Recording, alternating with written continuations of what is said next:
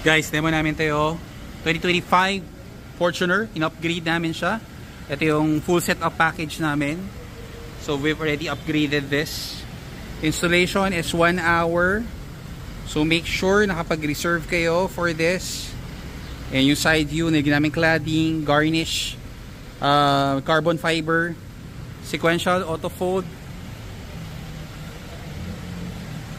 And so DRL, projector fog light. So start with this. Nilagyan namin siya ng skid plate GR.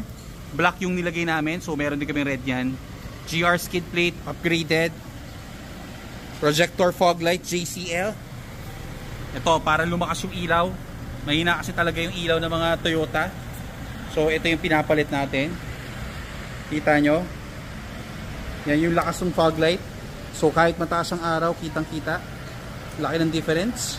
DRL always on, Thailand, plug and play. Ito yun, para mas maganda. And then ito yung supersonic na busina. So ito yung malakas namin, napakalakas yan.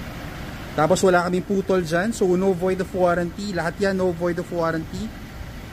Tingnan mo yung tsura. So imagine nyo, ito na yung mga Fortuner nyo pag sinet up natin.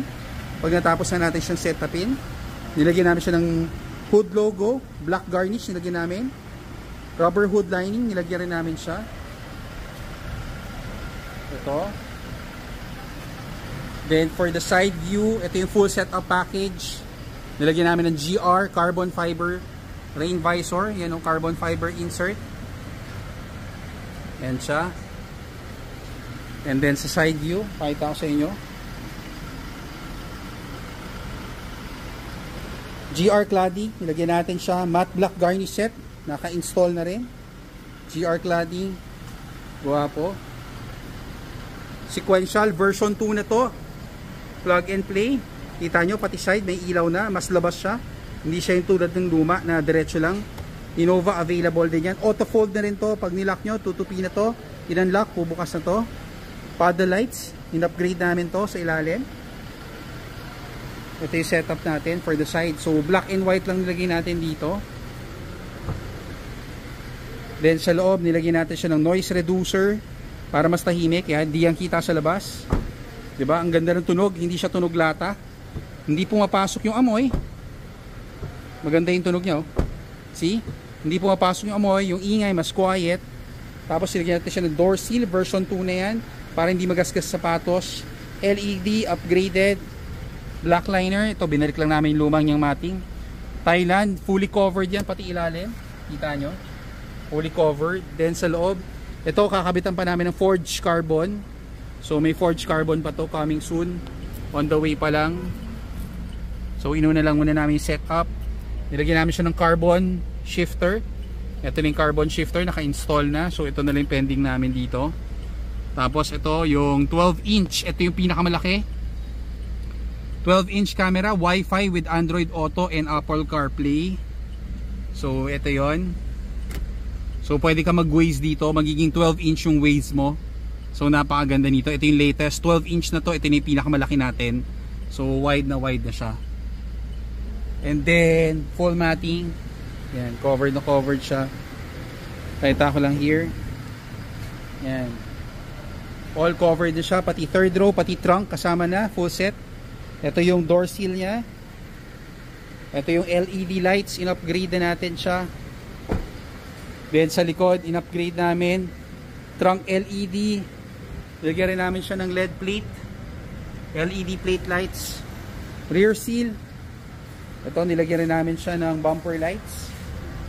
Yan, bumper light. Nilagyan rin namin siya. Tapos, GR mudguard. Sway bar. Tignan mo sa likod, oh, yung mga nakasunod sa'yo. Kitang-kita yung likod, yung sway bar mo. So, angas. So, better handling. Better cornering. Ito yung side view. Black and white lang ginawa natin. So, clean look lang ginawa natin. 1 hour, we're done. So, ito, set up. Guwapo na. Yan. So, send us a message. We'll book you a schedule. Yung setup, depende yan. Hindi yan converted. These are brand new cars. Hindi yan lumang model na kinonvert namin to bago. So marami nagtatanong, paulit-ulit sinasabi ko, hindi kami nagko-convert. Pa-convert nyo muna sa iba. Pero sa mga nagko-convert, hindi siya pwede sa maselan. Malalaki ang gap dito.